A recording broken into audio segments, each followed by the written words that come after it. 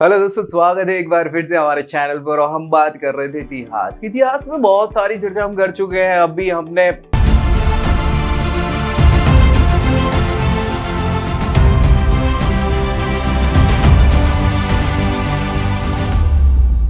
प्राचीन भारत भी देख लिया, मध्यकालीन भारत भी देख लिया, आधुनिक भारत हमने स्टार्ट किया हुआ था। तो आधुनिक भारत में हम देख रहे थे कि भाई कैसे कैसे यूरोपीय कंपनी भारत में आ चुकी है और भारत में इनकी प्रतिस्पर्धाएं धीरे धीरे बढ़ने वाली। हुआ कुछ ऐसा था कि हमने डिस्कस जो करा था, मैं एक बार फिर से आपको रिवाइज कर देता हूँ। हालांकि अगर आप चाहें तो वीडियो को फिर से एक बार देख लीजिए, पुरानी वाली वीडियो जो है लास्ट, उसमें ही हमने ये डिस्कस किया था कि अलग अलग सबसे पहले पुर्तगाली लोग आ गए थे भैया, है ना। सो पुर्तगाली लोग आए कब आ गए थे? 1498। अब 1498 एडी में जब पुर्तगाली आए भारत, उसके बाद डच आ गए। कौन आ गए? डच लोग आ गए थे भाई 1596 के आसपास, ठीक है।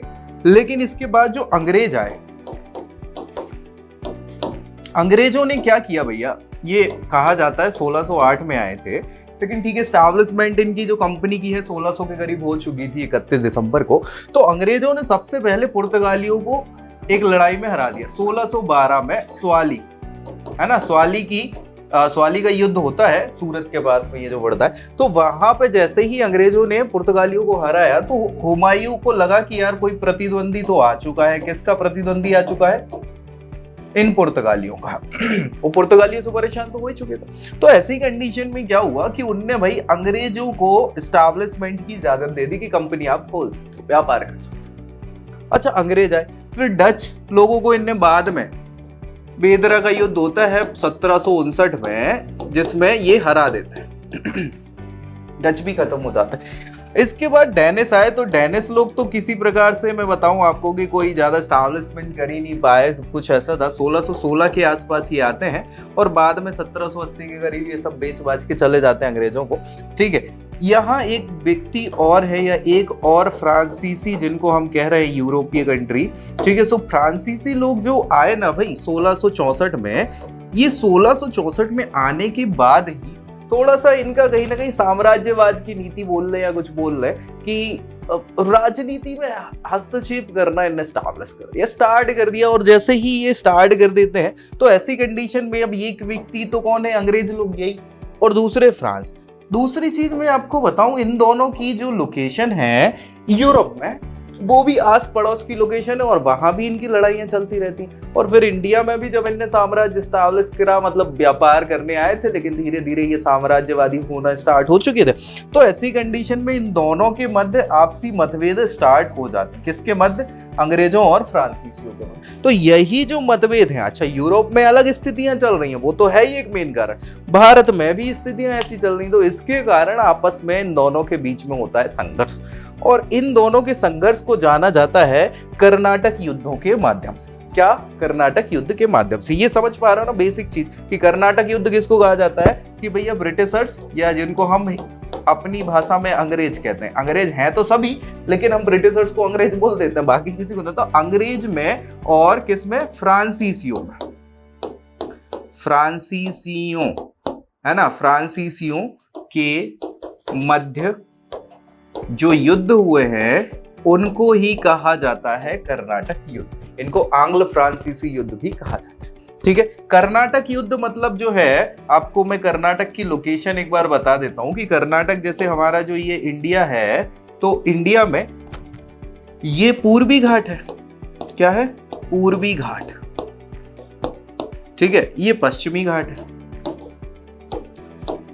पश्चिमी घाट, ठीक है। तो भाई आए तो ये लोग इधर ही है, सूरत पे आना ही स्टैब्लिश करा हुआ है। बावजूद इसके ये जो है, ये मालाबार तट कहलाता है। क्या कहलाता है? मालाबार, है ना, मालाबार तट, केरल वाला। ये कहलाता है कोरोमंडल। क्या कहलाता है? कोरोमंडल।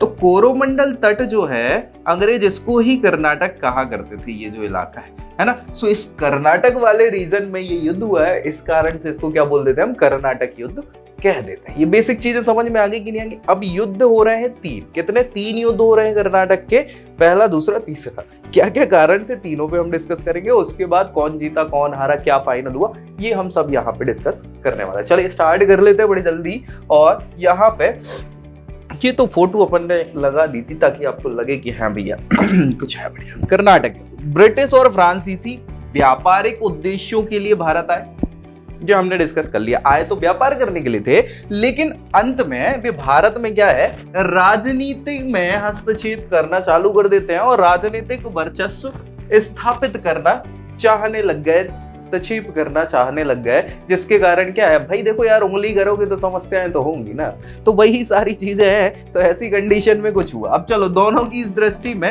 राजनीतिक शक्तियां स्थापित करने पर थी। दोनों की दृष्टि, आंखें, निगाहें जो हैं, कहां पे है निगाहें कहीं और निशाना कहीं, है ना। सुबह चाह तो रहे थे कि व्यापार करें, लेकिन निशाना कहां लगा रहे थे कि राजनीति में हस्तक्षेप करके अब अपन शासन करने लग जाए यहाँ पे। तो भैया भारत में एंग्लो फ्रेंच प्रतिद्वंद्विता, एंग्लो मतलब अंग्रेज, फ्रेंच मतलब फ्रांसीसी, प्रतिद्वंद्विता मतलब एक दूसरे के बीच में जो झड़पें हो रही हैं या एक दूसरे के बीच में कंपटीशन जिसको हम बोल सकते हैं, वो इतिहास में कहाँ की बात चल रही है। यूरोप में जो इंग्लैंड है और जो फ्रांस कंट्रीज हैं, इनके लोग तो आए थे, इनकी पारंपरिक प्रतिद्वंद्विता को प्रतिबिंबित करते हैं। मतलब कहने का क्या मतलब, एक चीज और मैं थोड़ा सा आपको यूरोप की दशा बता देता हूं, नहीं तो आप कहोगे कि यूरोप में कहां। वैसे तो आप मैप देख लेना। मान लेते हैं कि ये जो है, ये है फ्रांस। क्या है? फ्रांस यूरोप में। फ्रांस के पास में इधर आप देखोगे तो इधर पड़ेगा बेल्जियम, ठीक है। बेल्जियम के पास इधर जो है ये ब्रिटेन पड़ता है, ठीक है। इधर आप जाओगे तो ये आजकल जर्मनी कहलाने लग गया है। पहले प्रशिया हुआ करता था, पोलैंड भी था, अभी ऑस्ट्रिया हो गया, हंगरी हो गया, ऑस्ट्रो हंगेरियन एम्पायर जिसको उस समय चलता था। ये जो है ये इटली वाला पोर्शन है ना। इसके बगल में इधर देखोगे तो आप स्पेन लगता है, स्पेन के पास पुर्तगाल लगता है, ठीक है। ये यहाँ डेनमार्क चलता है, स्वीडन चलता है, ये सारी चीजें हैं। तो भैया फ्रांस में छोटा सा बेल्जियम ही था जो बाद में जुड़ा था, बाकी ये आपस में यहाँ लड़ते ही रहते थे यूरोप में। तो ये प्रतिद्वंद्विता इनकी शुरुआत से चली रही थी, उसी का ये कारण जो है सामने देखने को हमें मिलने वाला है। विशेष रूप से भारत में 3 कर्नाटक युद्धों के रूप में एंग्लो फ्रेंच प्रतिद्वंद्विता ने एक बार फिर से यह तय कर लिया कि संपूर्ण भारत में शासन स्थापित करने के लिए फ्रांसीसी अंग्रेजों से उपयुक्त तो नहीं है, क्योंकि वो हार गए ना भाई। ये हमें तब पता चल गया जब ये हार गए तीनों कर्नाटक युद्ध में। फाइनली इनकी हार हो जाती, तीनों में तो नहीं होती, लेकिन हाँ कहीं ना कहीं इनकी हार हो जाती है। और हार हो जाती है तो बस फिर इनके सारे अधिकार छीन लिए जाते हैं। अधिकार छीन लिए जाने के बाद बस केवल आप व्यापारिक कंपनियों से ना रख नहीं सकते हो, फोर्टिफिकेशन नहीं कर सकते हो, मतलब किलेबंदी वगैरह आप नहीं कर सकते। तो ऐसी कंडीशन में क्या ही बचा है ना। लेकिन शुरुआत में तो चीज है। तो फ्रांस से आपको मैं बता दूं कि फ्रांस में अलग अलग लोग हैं। जैसे एक आपने नाम सुना होगा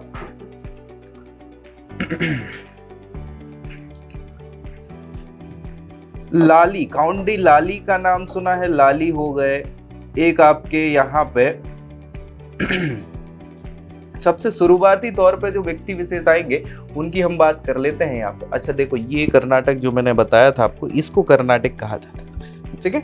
ये वाला पूरा एरिया है। चल अब यहाँ पे याद रखना है हमको कि क्या क्या चीजें हुई। पहले कर्नाटक युद्ध की हम बात कर लेते हैं। देखो पृष्ठभूमि समझ लेते हैं। कोरोमंडल तट और इसके आंतरिक इलाकों को कर्नाटक नाम यूरोपीय द्वारा दिया गया, वो तो ठीक है। प्रथम कर्नाटक युद्ध यूरोप के एंग्लो फ्रांसीसी युद्ध का विस्तार था, जो ऑस्ट्रियाई उत्तराधिकारी के लिए हुआ था। क्या हुआ मैटर में बता देता हूँ, ठीक है। प्रथम कर्नाटक युद्ध को सेंट थॉम का युद्ध के रूप में भी जाना जाता है। और यहाँ पे ठीक है, और बढ़िया बढ़िया बढ़िया बढ़िया बढ़िया बढ़िया, ठीक है। यहाँ पे थोड़ी सी चीज में यहाँ आपको बताऊंगा क्या कि ये वो मैटर चल रहा है ऑस्ट्रियाई के उत्तराधिकार के युद्ध। ऑस्ट्रिया हंगरी, अब भी मैंने बताया ना थोड़ा सा आपको यहाँ पे इससे पहले। ये देखो ऑस्ट्रिया हंगरी ये वाला इलाका है, ऑस्ट्रिया और हंगरी। तो अब तो अलग अलग हो गए, ठीक है। ऑस्ट्रिया हंगेरियन एम्पायर हुआ करता था, हैब्सबर्ग साम्राज्य चलता था वहां पे, ठीक है। सो ये फ्रांस के जस्ट बगल में है। अब ऑस्ट्रिया में क्या होगा, उत्तराधिकार चालू हो जाएगा। ऑस्ट्रिया में क्या है, उत्तराधिकार समझ रहे हैं ना कि भाई एक राजा है। अब कोई राजा है तो राजा का लड़का होगा, लड़की होगी, है ना, लड़का लड़की। तो अब वो लड़का है तो बहुत अच्छी बात है, नहीं है तो समस्या है, और ज्यादा लड़के हैं तो समस्या है। तो ये उत्तराधिकार की, अगला राजा कौन बनेगा, ये उत्तराधिकार का यहाँ पे युद्ध होने वाला है, ठीक है। चलो सो यहाँ पे होता ये है कि 1740 से 48 के बीच में, 1740 से 48 के बीच में यूरोप की महान शक्तियां मारिया थेरेसा, मारिया थेरेसा कौन है? ऑस्ट्रियाई हैब्सबर्ग राजवंश के उत्तराधिकारी बनने की कगार पर कोशिश कर रहे थे। तो उनके इस उत्तराधिकार के युद्ध के लिए मैक्सिमम आस पड़ोस की जो कंट्री थी उसमें भूमिका निभा रही थी। मतलब वो उस समय राजनीति बहुत जोरों शोरों से चल रही थी किसको? उत्तराधिकार को लेकर।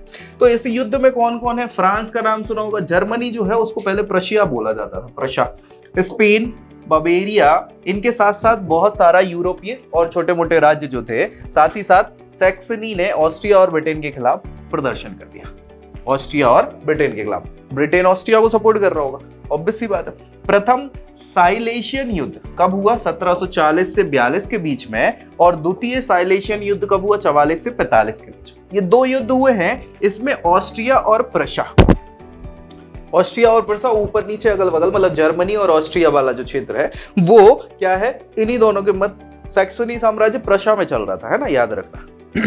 तो जर्मनी वाला जो पोर्शन, इन दोनों के मध्य में ही लड़ाई हो रही थी इसी चीज को लेके, तो वही केंद्रित थे, मतलब केंद्र बिंदु इनका ही था। तीसरा युद्ध क्या हो गया? भारत एवं उत्तरी अमेरिका में औपनिवेशिक अधिकारों के लिए फ्रांस और ब्रिटेन के मध्य चल रहे संघर्ष का केंद्र था या उस पर केंद्रित था। अब हुआ क्या, क्या था, कैसा था, आपको हम समझा देते हैं। देखो भैया, अक्टूबर 1748 हस्ताक्षरित एक्स लॉ चैपल की संधि जिसको कहा जाता है, उसके साथ ये युद्ध समाप्त हो जाता है। इस युद्ध शांति तहत फ्रांस ने लुइसबर्ग पर अपने अधिकार छोड़ दिए और ऑस्ट्रिया ने नीदरलैंड पर अधिकार छोड़ दिए। ब्रिटेन ने क्या किया? मद्रास वापस देने पर सहमति व्यक्त कर दी।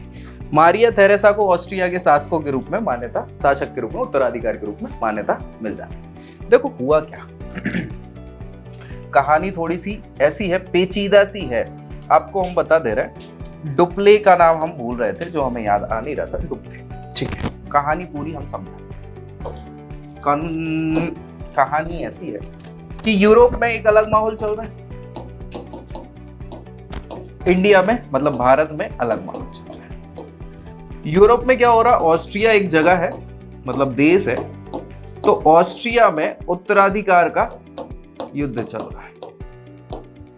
ठीक है, ऑस्ट्रिया के ऊपर है प्रशा, प्रशा मतलब जर्मनी जिसको कहा जाता है, सैक्सनी साम्राज्य वहां चल रहा था। फ्रांस इसके बगल में है, तो फ्रांस में बर्बन डायनेस्टी चल रही थी, है ना। ब्रिटेन, ठीक है, तो ब्रिटेन जो है, ब्रिटेन ने सपोर्ट किया किसका? ऑस्ट्रिया का। तो प्रशा ने इन दोनों के खिलाफ क्या कर दिया? आंदोलन कर दिया। फ्रांस ने सपोर्ट प्रशा का करा। ठीक है, ऐसा माहौल चल रहा है। और भी छुटपुट साम्राज्य थे, स्पेन भी था, इटली का भी था, सब सारे चल रहे थे, लेकिन ये हम आस पड़ोस की चीज। तो फ्रांस ने सपोर्ट किसका करा? प्रशा का, ये याद रखना। ऑस्ट्रिया का सपोर्ट किसने करा? ब्रिटेन ने। तो अब आपस में फ्रांस और ब्रिटेन ये आपस में लड़ रहे हैं, लड़ाई तो इनकी थी, ये आपस में लड़ रहे हैं इन दोनों के चक्कर में, ये समझ गए। उसका प्रभाव क्या हुआ यहाँ इंडिया में, भारत में। कर्नाटक का नाम आपने सुना है? कर्नाटक, है ना, कर्नाटक। ठीक है, सो कर्नाटक प्रांत हुआ करता था, हैदराबाद भी इसके अंदर आता था। क्या? हैदराबाद इसके अंदर आता था। तो ऐसी कंडीशन में कर्नाटक के जो शासक थे उनका नाम है अनवर उद्दीन। ठीक है भाई, अभी ये अनवर उद्दीन जो है कर्नाटक के शासक हैं। तो भैया फ्रांस वाले, कर्नाटक में ही मद्रास आता था, याद रखना। ठीक है, सो मद्रास पे अटैक होने की कोशिश की। किसके कारण? डुप्ले एक व्यक्ति यहाँ पे हैं, डुप्ले जिनको बोला जाता है। ये फ्रांसीसी गवर्नर ने क्या करा? सीधी सादे तौर पे यहाँ पे मद्रास पे अटैक करा। पहले उसको अपने कब्जे में ले लिया, किसकी सहायता से? जंजीबार में एक और फ्रांसीसी गवर्नर थे, उनके साथ मिलके। अच्छा, दोनों में लड़ाई झगड़ा हो गया, मतलब अपने अपने लोग ही लड़ रहे हैं जबरदस्ती में। ठीक है, सो अपने अपने लोग लड़ रहे हैं, वो बड़ी समस्या का विषय इसी कारण से हो जाता है। और बस वही कारण है कि यहाँ पे अब कर्नाटक के जो नवाब है अनवर उद्दीन ने यहाँ पे अंग्रेजों से, अंग्रेज मतलब ब्रिटिशर्स से, ठीक है, सो अंग्रेजों से सपोर्ट मांगा। अब इनने सपोर्ट मांगा तो भाई अंग्रेज तो तैयार थे। अब वो लड़ाई होती, हालांकि इस लड़ाई में मैं आपको बता दूं कि जीत होती किसकी है? किसकी होती? अंग्रेजों की नहीं होती, फ्रांसीसियों की होती है भैया। ठीक है, फ्रांसीसियों की जब ये जीत होती है, लेकिन ये तो इंडिया में हो रही ना। फ्रांस वाले मुद्दे में चूंकि ऑस्ट्रिया के मारिया थेरेसा को बना दिया गया था उत्तराधिकारी और इनका सपोर्ट ब्रिटेन कर रहे थे, मतलब ये जीत में ब्रिटेन। तो यूरोप में तो वो चल रहा है माहौल। तो लास्ट में इसमें युद्ध में क्या होता है, भारत में ये युद्ध बहुत लंबा नहीं खिंचा। भारत में ये युद्ध जो है कर्नाटक का, ये होता है आपका 1744 से स्टार्ट होके 1748, क्योंकि 48 में ऑस्ट्रिया वाली संधि हो गई थी उत्तराधिकार वाली, जिसको बोलते हैं एक्स-लॉ-चैपल की संधि। ठीक है, सो एक्स-लॉ-चैपल की संधि के हिसाब से, अच्छा अमेरिका वाला जो समझ रहे हो, उत्तरी अमेरिका, उत्तरी अमेरिका, तो उत्तरी अमेरिका में क्या था कि एक तो कनाडा है, एक अमेरिका है। ठीक है, अमेरिका। ठीक है, अमेरिका के बाद एक क्या है, मैक्सिको है। तो भैया ये जो कनाडा वाला पोर्शन है ना, इस पे लड़ाई की बात चल रही है। तो वो वहां पे मुद्दे सुलझे हैं और फाइनली इस 1748 में ये संधि जो होती है एक्स-लॉ-चैपल की यूरोप में ऑस्ट्रियाई उत्तराधिकार को लेके, जब इस संधि में बातें मान ली जाती हैं तो फ्रांस का जो यूरोप में जो कब्जा था, ऑस्ट्रिया ने कुछ फ्रांस का कब्जा किया, फ्रांस ने कुछ ऑस्ट्रिया का कब्जा करा, इन्हें एक दूसरे के क्षेत्र छोड़ दिए, वो भी कर दिया। इधर मद्रास जीत लिया तो मद्रास भी दे दिया वापस। तो ये सारा सब माहौल हो जाता है। ठीक है, लेकिन यहाँ आप देखो कि डुप्ले की ये एक प्रकार से महत्वाकांक्षा की बात है। महत्वाकांक्षा होना अच्छी बात है, लेकिन जबरदस्ती की महत्वाकांक्षाएं परेशानी का सबब हो जाती है। ठीक है, सुनने वाला व्यक्ति था नहीं। डुप्ले व्यक्ति ऐसा था कि इनके पिताजी भैया वैसे ही ऑफिसर व्यक्ति थे और ये जिद्दी व्यक्ति शुरू से हुआ करते थे, तो सुनते नहीं थे किसी की। इन सारे कारणों से क्या हो जाता है कि डुप्ले को फिर बाद में वापस बुला लिया जाएगा और फिर फांसी की सजा भी दी जाएगी बाद में। ठीक है, तो ठीक है, क्या ही कर सकते हैं। चलो, ये युद्ध तो खत्म हो गया 1748। लेकिन सोचो यार कि यहाँ फ्रांस वाले जीते हैं भारत में और उनको ओवरऑल हार का सामना करना पड़ा, ये बड़ी समस्या का विषय है। तो ऐसी कंडीशन में अब गुस्सा तो आ ही रही थी, बहुत गुस्सा आ रही थी। तो ऐसी कंडीशन में क्या करेंगे, अब बदला लेने के लिए कुछ ना कुछ सोचेंगे।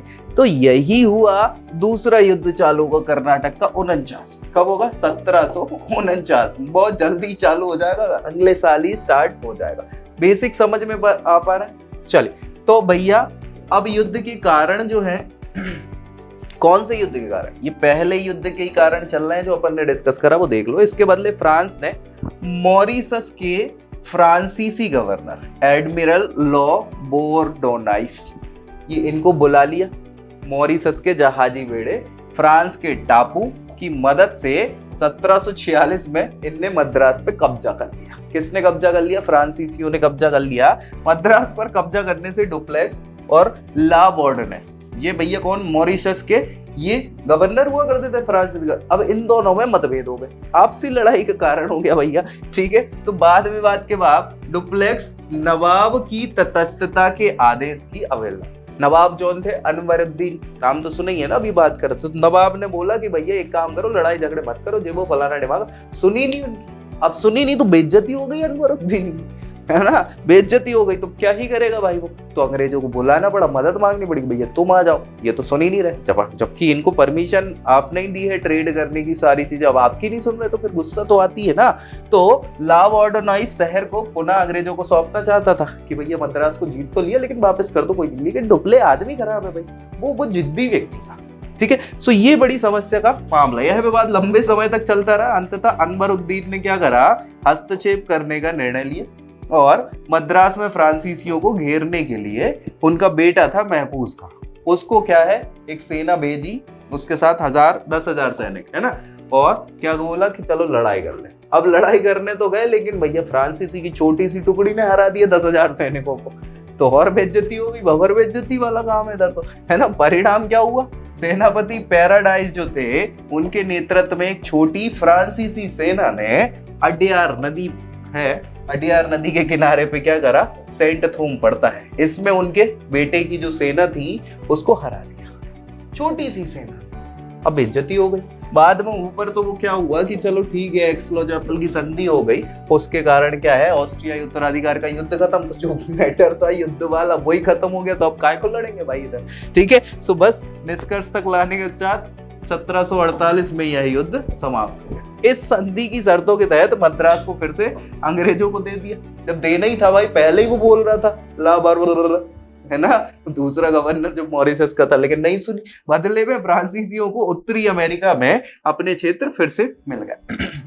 तो ठीक रहा, कोई नहीं, बढ़िया है इधर। लेकिन चेंज क्या है, पहले कर्नाटक युद्ध का क्या महत्व, क्या जरूरत? तो पहले कर्नाटक युद्ध ने बहुत सारी चेंजेस कर दी दिमाग में लोगों की। क्या क्या कर दी? इस युद्ध ने भारत में यूरोपियों की आंखें खोल दी।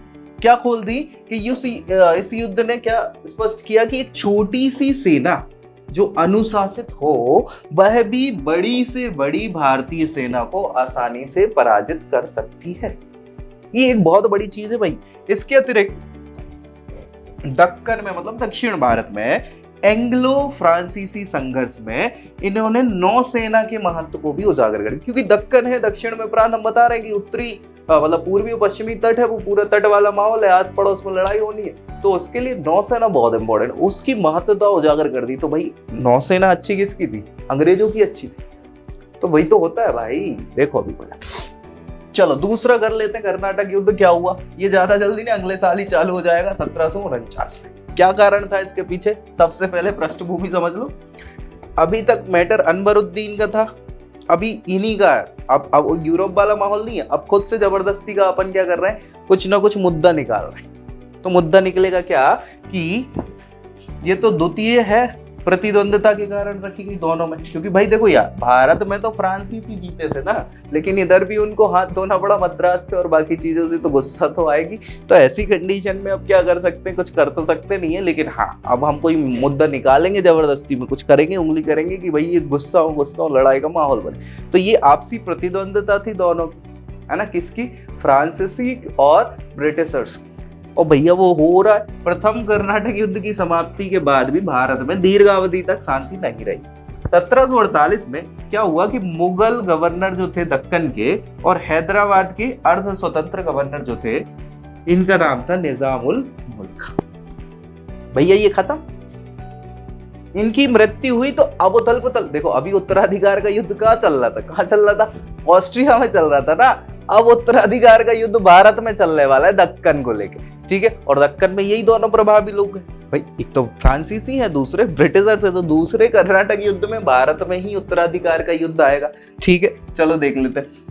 निजाम की मृत्यु के बाद, निजाम जो थे, है ना, निजामुल मुल्क की मृत्यु के बाद उत्तराधिकार के लिए संघर्ष आरंभ हो गया और ब्रिटिश और फ्रांस दो खेमों में बट गए, जो उत्तराधिकारी एक दूसरे, ठीक है। सो इनने अपनी अपनी उत्तराधिकार जो दावेदारी पेश कर रहे थे उनका सपोर्ट करना चालू कर दिया। फ्रांसीसी गवर्नर डुप्ले थे अभी, अब इसके बाद जाएंगे ये बबर हार जाएंगे इस बार तो। जो प्रथम कर्नाटक युद्ध में सफलतापूर्वक फ्रांसीसियों से मतलब उस सेना का नेतृत्व किया था अंग्रेजों को हराने के लिए स्थानीय राजवंशी विवादों में दखल देकर दक्षिण भारत में अपनी शक्ति और फ्रांसीसी राजनीतिक प्रभाव को बढ़ाने का प्रयास किया। अच्छा, उसमें कुछ समय के लिए ये एक प्रकार से वो भी हो गए, सफल भी हो गए, लेकिन फिर बाद में समस्या हो जाती है। दूसरा कर्नाटक युद्ध 49 से 54 तक चलेगा और अंग्रेजों ने दक्षिण भारत में अपनी स्थिति यहाँ पे मजबूत कर ली। कैसे करी, क्या करा, अभी मैं बता रहा हूँ। देखो 1948 में हैदराबाद के स्वतंत्र राज्य था,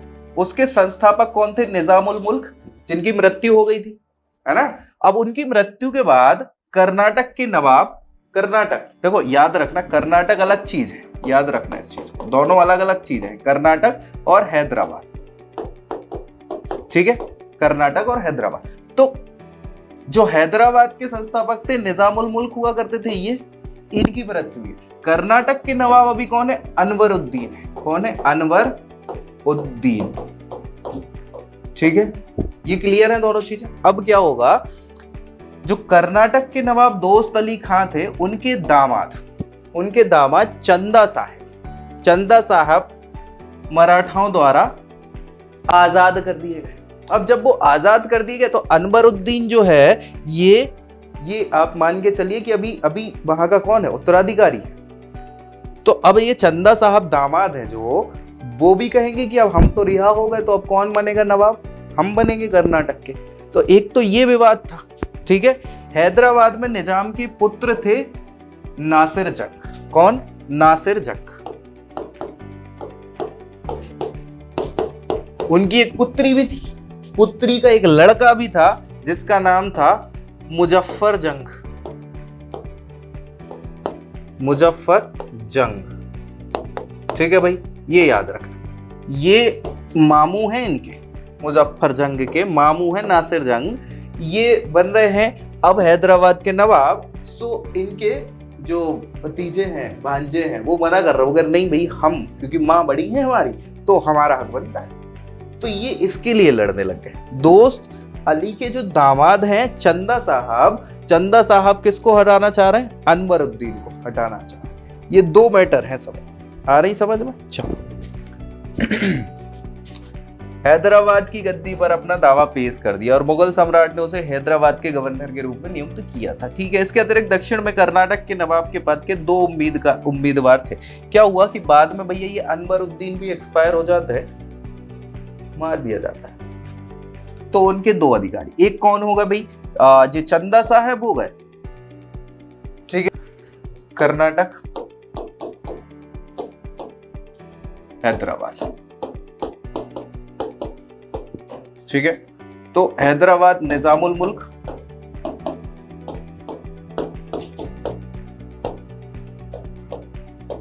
ठीक है, कर्नाटक अनवरुद्दीन।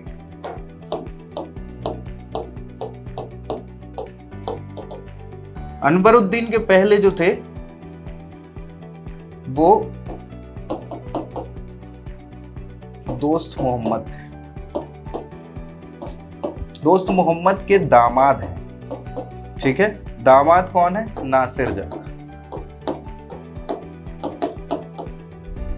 ठीक है। ये उत्तराधिकारी बनना चाह रहे हैं क्योंकि इनको आजाद कर दिया गया है। तो अनवरुद्दीन यहां की जगह नासिर जंग।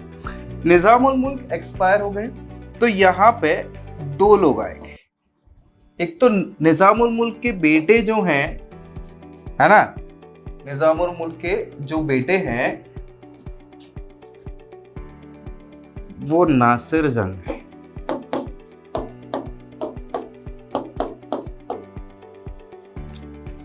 यहां पे ये दामाद जो हैं, मैं गलत लिख दिया हूं, चंदा साहब,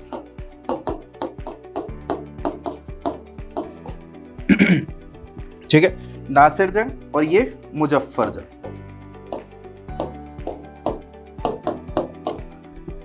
ठीक है।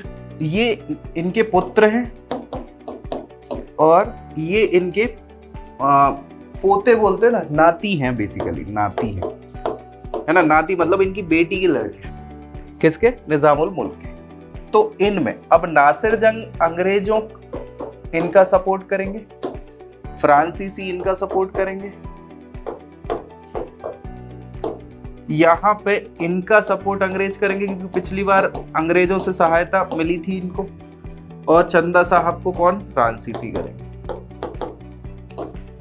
ठीक है। सो फ्रांसीसियों ने दो जगह पे, एक हैदराबाद में मुजफ्फर जंग के लिए और यहां पे कर्नाटक में चंदा साहब। अंग्रेज कर्नाटक में अनवरुद्दीन के लिए और हैदराबाद में नासिर जंग का सपोर्ट कर रहे हैं। तो आपस में लड़ाइयां होंगी। डुप्ले यहां पे,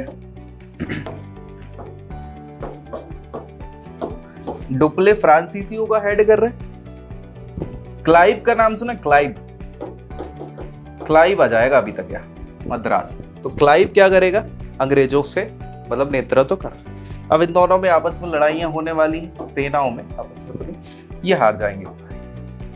कैसे हारेंगे अब समझ लेते हैं। अच्छा, युद्ध का परिणाम, मुजफ्फर जंग, चंदा साहब, फ्रांसीसियों की संयुक्त सेना, इनने युद्ध करा 1749 में। कहां पे? अंबूर। अंबूर के युद्ध में बेल्लौर के पास पड़ता है, अनवरुद्दीन को पराजित कर दिया और उसकी हत्या कर दी। अनवरुद्दीन कहाँ का है? कर्नाटक का है। तो किसका कर्नाटक पे कौन है दूसरा व्यक्ति? चंदा साहब, ठीक है, जो उत्तराधिकार के लिए लड़ रहा है। तो चंदा साहब बन जाएंगे कौन?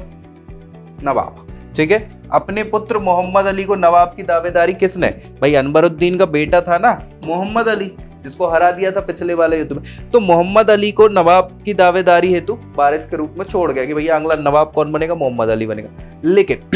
लेकिन अब मोहम्मद अली और चंदा साहब में लड़ाई, मतलब उत्तराधिकार, तो बाद में क्या होगा, चंदा साहब बन जाता है। मुजफ्फर जंग को हैदराबाद के निजाम और दक्कन के सूबेदार के रूप में पदरूढ़ किया गया और डुप्ले को कृष्णा नदी के दक्षिण में स्थित सभी मुगल क्षेत्रों का गवर्नर नियुक्त कर दिया गया। भैया इससे फायदा हो गया। अभी क्या, पुद्दुचेरी के आसपास के क्षेत्र, उड़ीसा तट, मसूलीपट्टनम सहित सभी पर जो क्षेत्र थे फ्रांसीसियों को दे दिए गए। बहुत फायदा हुआ फ्रांसीसियों को। कुछ महीने बाद मुजफ्फर जंग की भी हत्या कर दी गई। मुजफ्फर जंग कौन थे भाई, वो नासिर जंग की जगह मुजफ्फर जंग, और फ्रांसीसियों ने मुजफ्फर जंग के चाचा सलावत जंग को क्या कर दिया, निजाम बना दिया। अब उनको निजाम बनाया तो बाद में ईस्ट इंडिया कंपनी आएगी। रॉबर्ट क्लाइव आ गया भैया, है ना, बंगाल प्रेसिडेंसी के प्रथम ब्रिटिश प्रशासक कहलाएंगे, जो पहले मद्रास में हुआ करते थे। इन्हीं से तो अपन अभी 1757 का प्लासी का युद्ध करवाएंगे। तो मोहम्मद अली को प्रभावी सहायता प्रदान करने के लिए ये सफल नहीं हो पाए, विफल रहे। उसके बाद इनने क्या करा, मद्रास के गवर्नर सैंडर्स पर डायवर्जन का आक्रमण कर दिया और आक्रमण करने का प्रस्ताव रखा उन पे, और वो मान लेते हैं। तो होता ये है, यहाँ पे क्या होता है कि जो चंदा साहब होते हैं, चंदा साहब भी निकल लेते हैं।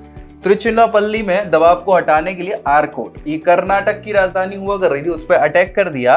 तो बस उसमें क्या करेंगे, अब ऑप्शन तो कोई है नहीं, चंदा साहब कर्नाटक के नवाब है तो उन्हें अपनी सेना भेजनी पड़ी अपनी राजधानी की सुरक्षा करने के लिए। चंदा साहब भी जाते हैं, तो भाई वहीं पे वो हार जाते हैं क्योंकि फ्रांसीसियों के पास अब सेना कम पड़ गई।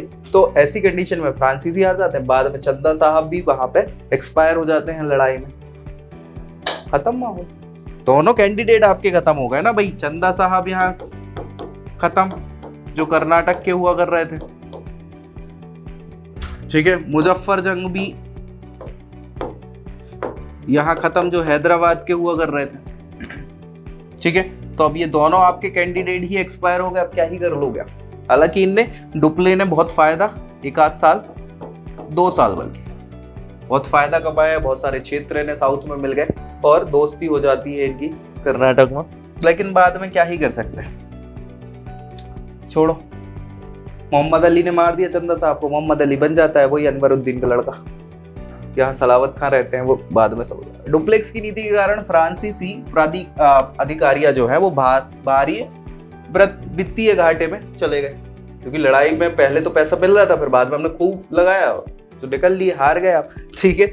सो 1754 में उसे वापस बुला लिया गया, वापस में बुला लिया और फ्रांसीसी गवर्नर किसको बनाया, चार्ल्स रॉबर्ट गोंदेऊ को बनाया। अब ये गोंदेऊ जो है ना भाई, ये व्यक्ति थोड़ा ढीला व्यक्ति था, क्या ही कर सकते हैं, हार के आ रहा हो और सारी चीजें। तो वो बातचीत वाला व्यक्ति था, लड़ाई झगड़े वाला व्यक्ति नहीं, तो बातचीत करता है, ठीक है। बातचीत करी और इसमें पुद्दुचेरी की संधि पर इन्होंने हस्ताक्षर कर दिए। किसने, गोंदेऊ और क्लाइव के बीच में, जिसमें अंग्रेज और फ्रांसीसी देसी रियासतों के झगड़ों में हस्तक्षेप ही नहीं करेंगे। अब भैया कोई समस्या परेशानी है ही नहीं, आप हस्तक्षेप ही नहीं करोगे तो दिक्कत ही नहीं है। आप अपना व्यापार करो ना भाई, व्यापार करने आए हो राजनीति करने थोड़ी आए हो। तो भैया सहमति होती है, ठीक है, बढ़िया है, सब बढ़िया, ठीक है। इसके अतिरिक्त प्रत्येक पक्ष द्वारा संधि के समय के अपने जो अधिकृत क्षेत्र थे उनको, जो पुरानी स्थिति थी उन पे ही रहना है। जो जीते हारे गए क्षेत्र है वो वापस मिल जाएंगे, है ना। जीत गए हो तो आप वापस कर दो, हार गए हो तो हम तुम्हें वापस कर दे रहे हैं, ऐसा काम। फिर से वही पुनः स्थिति प्राप्त हो गई। तो दूसरे युद्ध में इनिशियली तो जीत होती, लेकिन फाइनली बहुत हार हो जाती। तो बेइज्जती हो गई एक प्रकार से फ्रांसीसियों की, कहीं ना कहीं। डुप्ले को वापस बुला लिया गया, बाद में उसको कैद खाने में डाल दे, सब कर देते, कोई समस्या नहीं, ठीक है।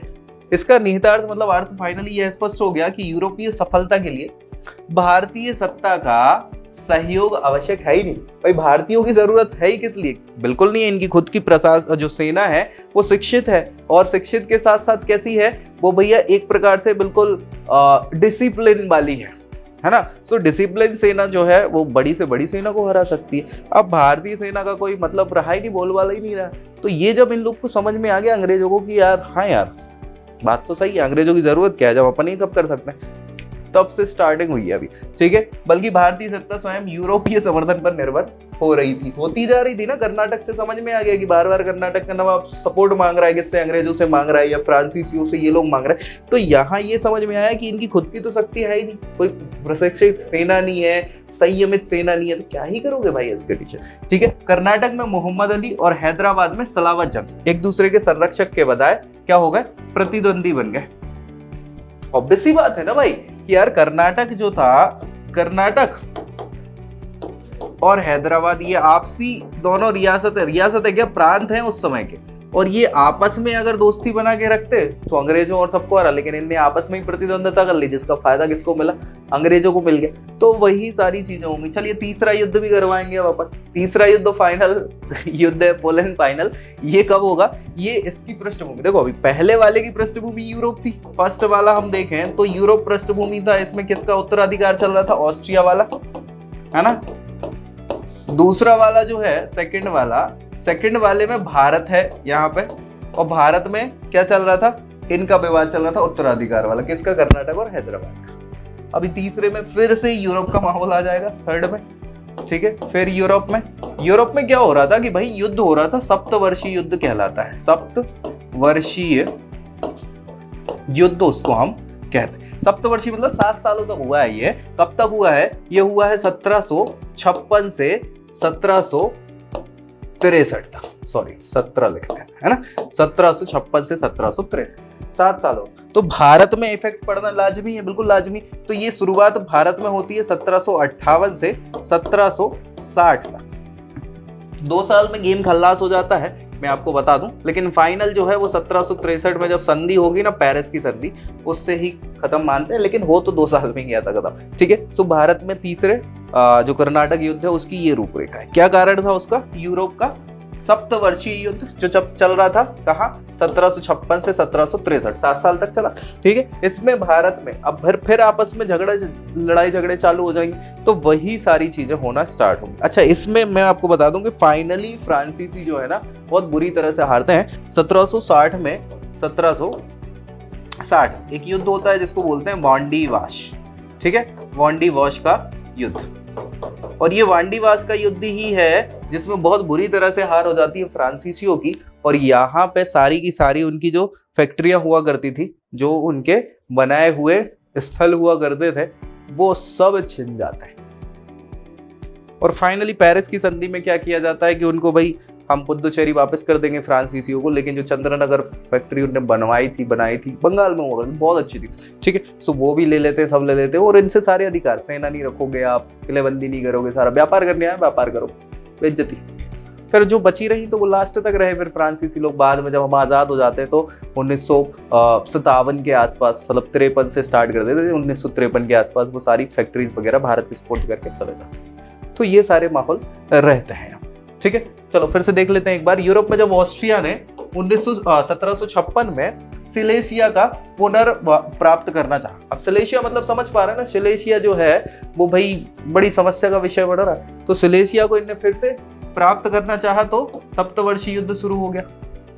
ब्रिटेन और फ्रांस फिर एक दूसरे के आमने सामने हो गए, ठीक है। तो ऐसी कंडीशन में क्या ही कर सकते हैं, ठीक है। चलिए, भारत में 1758 में फ्रांसीसी जनरल चेंज हो गए। इनका नाम है आर्थर डी लाली, ठीक है, काउंट थॉमस आर्थर डी लाली। इनके नेतृत्व में ये फ्रांसीसी सेना ने अंग्रेजों के किलों पे, जिसमें सेंट डेविस और विजयनगर पर कब्जा कर लिया। अंग्रेज काफी आक्रामक हो गए थे और उन्होंने मसूलीपट्टनम में एडमिरल BH इनके नेतृत्व में फ्रांसीसी बेड़े को बहुत ही नुकसान पहुंचाया, हरा दिया, एक प्रकार से बहुत तबाही मचा दी। ये देख पा रहे होंगे आप, यहाँ पे समझ में आ रहा होगा, ठीक है। तो कर्नाटक के युद्ध का निर्णायक युद्ध हुआ है 22 जनवरी 1760 को। ये डेट याद रखना है क्योंकि यही है वांडीवास का युद्ध जो हुआ था 22 जनवरी 1760 को तमिलनाडु में जगह है जिसको वांडीवाश कहा जाता है। वांडीवाशी में अंग्रेज का युद्ध हुआ, अंग्रेज और फ्रांसीसी हुआ, जिसमें जीत कौन गया, अंग्रेज जीते, ठीक है। आयरकोट अंग्रेज जनरल हुआ करते थे, काउंट डी लैली फ्रांसीसी जनरल हुआ करते थे। दोनों की सेनाओं ने लड़ाई करी, जिसमें काउंट डी लैली की जो थी, लाली फ्रांसीसी सेना बहुत बुरी तरह से पराजित हुई और मार्क्विस डी बूसी ये व्यक्ति विशेष हैं जो उस समय जनरल, मतलब ये गवर्नर थे, ये जनरल थे, तो उसको बंदी बना लिया गया।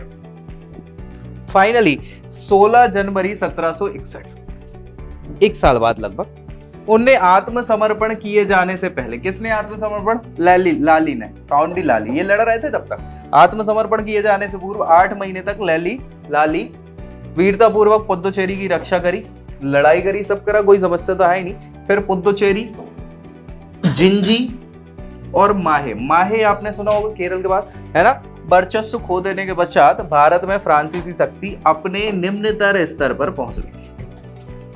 लैली को युद्धबंदी के रूप में लंदन भेजा गया, वहां से फिर इनको आजाद करके फ्रांस भेज दिया गया और फ्रांस के सुपुर्द करने के बाद में लाली को 1766 में मृत्युदंड दिया गया। समझ गए? तो ये यहाँ खत्म हो जाता है सारा माहौल, इसमें कुछ एक्स्ट्रा तो है नहीं मेरे ख्याल से। ठीक है, परिणाम की बात कर ले। तृतीय कर्नाटक युद्ध का निर्णायक जो है वो बिल्कुल तीनों, फर्स्ट सेकंड और थर्ड, तीन ही तो होते हैं, first second and third. First में फ्रांसीसी जीत जाते हैं, हम फ्रांस लिख रहे हैं और ब्रिटिश लिख रहे हैं, इसमें फ्रेंच जीत जाते हैं, ब्रिटिश हार जाते हैं। सेकंड में फ्रेंच हार जाते हैं, ब्रिटिश जीत जाते हैं, और थर्ड में फिर ब्रिटिश जीत जाते हैं, ये तो बहुत बुरी तरह से हार जाते हैं, तो बचता ही कुछ नहीं है क्योंकि कंटिन्यू हार हो रही थी। अगर मान लीजिए यहाँ वाले में ब्रिटिशर्स हार जाते, सेकंड वाले में, तो हो सकता था कि फ्रांसीसियों का वर्चस्व बन जाता, लेकिन वो हुआ नहीं। ये बहुत इंपॉर्टेंट है दूसरा वाला, क्यों इंपॉर्टेंट है अभी हम बताएंगे, इसके आगे हम जो चर्चा करेंगे, क्योंकि अब क्लास ही भी बचा है, अभी सारी चीजें बची है, हम डिस्कस करेंगे। तो तृतीय क्या हुआ, निर्णायक साबित हुआ ये कर्नाटक युद्ध। अब भैया तृतीय युद्ध में बाद में फाइनली पेरिस शांति संधि होती है, कब? 1763 में, उसके साथ ये समाप्त मान लिया जाता है, जिसके तहत क्या हुआ, पुदुचेरी और चंदननगर ये वापस मिल तो गई फैक्ट्री, लेकिन मतलब ही नहीं बचा। लेकिन वह उस क्षेत्रों में केवल क्या कर पाएंगे, व्यापारिक गतिविधियां ही कर सकते। संधि ने भारत में फ्रांसीसी कारखानों को बहाल तो कर दिया, लेकिन युद्ध के बाद फ्रांसीसी राजनीतिक प्रभाव पूर्णतः समाप्त हो गया। अभी होगा कुछ, करेंगे अपन दोबारा। इसके पश्चात फ्रांसीसी भारत में अपने समकक्ष पुर्तगाली और डच की तरह क्या हो गए, छोटे छोटे परिक्षेत्रों पर केवल वाणिज्यिक कंपनी के रूप में ही काम कर पाए, उनकी तरह ही सीमित रह पाए। ठीक है, भारतीय उपमहाद्वीप में ब्रिटिश जो है वो सबसे शक्तिशाली है, सर्वोच्च यूरोपीय शक्ति बन गई। निष्कर्ष की अगर हम बात करें तो वॉन्डिवोर्स की विजय के बाद ईस्ट इंडिया कंपनी का भारत में कोई यूरोपीय प्रतिद्वंदी बचा ही नहीं जिससे उसको अब लड़ने की जरूरत है। इस प्रकार वे संपूर्ण देश पर शासन करने के लिए तैयार हो चुके थे।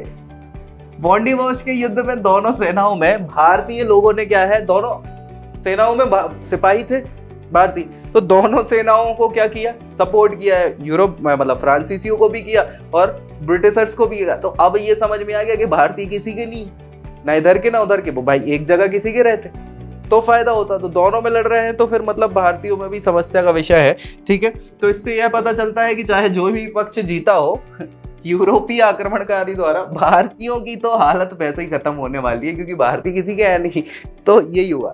ठीक है, अगर मान लीजिए चलो वो अंग्रेजों का ही फुल सपोर्ट करते, फ्रांसीसियों को नहीं करते, या फ्रांसीसियों को ही फुल सपोर्ट करते, अंग्रेजों का नहीं करते, तो समझ में आती है भारतीय लोग क्या चाहते हैं। यहाँ तो कुछ, तो अब जो भी जीतेगा भाई, चाहे फ्रेंच जीते चाहे ब्रिटिशर जीते, बाद में तो हालत किसकी, इंडिया की खराब होनी थी, और हुई वो ऑब्वियस सी बात है, आपको पता ही है सारी चीजें। चलिए इसी के साथ हम देख लेते हैं अंग्रेजों की विजय और फ्रांसीसियों की हार के कारण।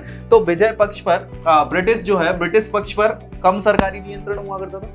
ऑब्वियस सी बात है, ईस्ट इंडिया कंपनी निजी उद्यम हुआ करती थी, उत्साह और आत्मविश्वास की भावना जगी हुई थी। सरकारी नियंत्रण भी कम होने के कारण कंपनी क्या है, अनुमोदना की प्रतीक्षा, मतलब जो भी हमें फैसले लेने वो तुरंत ले सकते थे, हमें लेट नहीं होता था। वहीं फ्रांसीसी कंपनी क्या है, व्यापारिक संस्था हुआ करती थी और सरकार द्वारा नियंत्रित होती थी। विनियमित मतलब चलाने का जो भी सारे रूल्स एंड रेगुलेशन है वो भी कौन कर रहा है, सरकार ही कर रही है, और सरकार के नीति निर्णयों को मानना पड़ता था। तो उनके लिए वेट करते रहो, तो भैया आप तुरंत तो कोई फैसला ले नहीं सकते।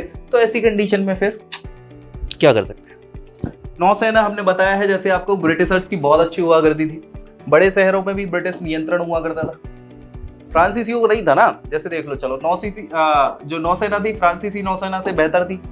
इससे फ्रांस और भारत में फ्रांसीसी क्षेत्रों के मध्य समुद्री मार्गों को रोकने में सहायता।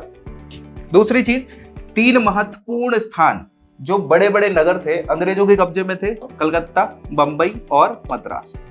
फ्रांसीसियों की अगर बात करें तो कुछ नहीं था, पुडुचेरी भी बनवाया गया था, बाद में बना था, छोटी जगह थी, सारी चीजें ठीक है। चंद्रनगर भी बंगाल के अंदर छोटी सी फैक्ट्री हुआ करती थी, तो बड़ा कुछ था नहीं इनके पास। दूसरी बात करें, शक्तिशाली आर्थिक रूप से ब्रिटिशर्स ज्यादा हो गए थे ठीक है। कैसे हो गए थे? फ्रांसीसियों ने क्षेत्रीय महत्वाकांक्षा के लिए अपने वाणिज्यिक हितों को कम कर दिया। ऑब्वियस सी बात है कि आप क्या राजनीति में घुसने के कारण व्यापार भूल गए, लेकिन अंग्रेजों ने व्यापार तो किया ही, राजनीति तो कर रहे हो, लेकिन व्यापार को फोकस हमेशा रखा है, तो इसके कारण उनको पैसा तो उनके पास पर्याप्त था ठीक है। वित्तीय अभाव की स्थिति उत्पन्न हो गई किसके पास? फ्रांसीसियों के पास, अंग्रेजों के पास नहीं। साम्राज्यवादी उस उद्देश्यों के बावजूद अंग्रेजों ने कभी अपने वाणिज्यिक हितों की उपेक्षा नहीं करी। ब्रिटिशर्स को हमेशा उनके प्रतिद्वंदियों के खिलाफ युद्ध में महत्वपूर्ण रूप से मदद करने के लिए धन और अच्छी वित्तीय स्थिति रही हमेशा ब्रिटिशर्स के पास। तो भाई क्या करोगे? ऐसी भाई लड़ाई होगी तो लड़ाई में खर्चा तो लगेगा ना, वो पैसा नहीं होगा तो आप पहले ही हार गए। यही चीज फ्रांसीसियों के साथ हुई और यही फायदा किसको हुआ? अंग्रेजों को फायदा हुआ। तो वही सारी चीजें ठीक है। चलो आखिरी बात कर ले, ब्रिटिश कमांडर जो है वो ज्यादा श्रेष्ठ निकल गए। एक आधी कोई व्यक्ति फ्रांसीसी कमांडर ऐसा था जो अच्छा था, बाकी तो सारे गड़बड़ थे। जैसे बात करें तो ब्रिटिश कैंप में कमांडरों की श्रेष्ठता, अंग्रेजी पक्ष के नेताओं की बहुत लंबी सूची है, जिसमें आयरकूट हो गए, लॉरेंस हो गए, रॉबर्ट क्लाइव हो गए। फ्रांसीसियों की बात करें तो बस केवल डुप्ले का नाम ही मिल जाता है, वही ठीक ठाक था, बाकी न लाली अच्छा था ना कोई अच्छा था। तो ये सारी चीजें हुई हैं। अच्छा, इससे फायदा क्या हुआ कि अब फ्रांसीसी खत्म। देखो पुर्तगालियों को तो आपने पहले ही हरा दिया था, पुर्तगाली कमजोर हो ही चुके थे। डच भी खत्म है, डेनिश भी खत्म है, और फ्रांस, या फिर हम सीधा फ्रेंच ही लिख देते हैं ठीक है। सो ये सब खत्म, सब खत्म, सब खत्म। बचा कौन? कोई नहीं बचा। तो अब इकलौते कौन बचे हैं? अंग्रेज। अब अंग्रेज जो हैं, अब इनका सबसे पहले इनने अपने प्रतिद्वंदियों को खत्म किया, याद रख, है ना, प्रतिद्वंदियों को खत्म कर दिया, ये सब खत्म हो गए। अब प्रतिद्वंदी कोई नहीं बचा, तो अब भारतीय साम्राज्य की ओर नजर चालू करेंगे। तो भारत में कैसे क्या अब ये व्यापारी से शासन बनने वाले, शासक बनने वाले ठीक है। तो बस कैसे क्या बने, हम शुरुआत वही करेंगे। तो नेक्स्ट वीडियो में हम इसकी चर्चा करेंगे। मिलते हैं नेक्स्ट वीडियो में, तब तक के लिए जय हिंद।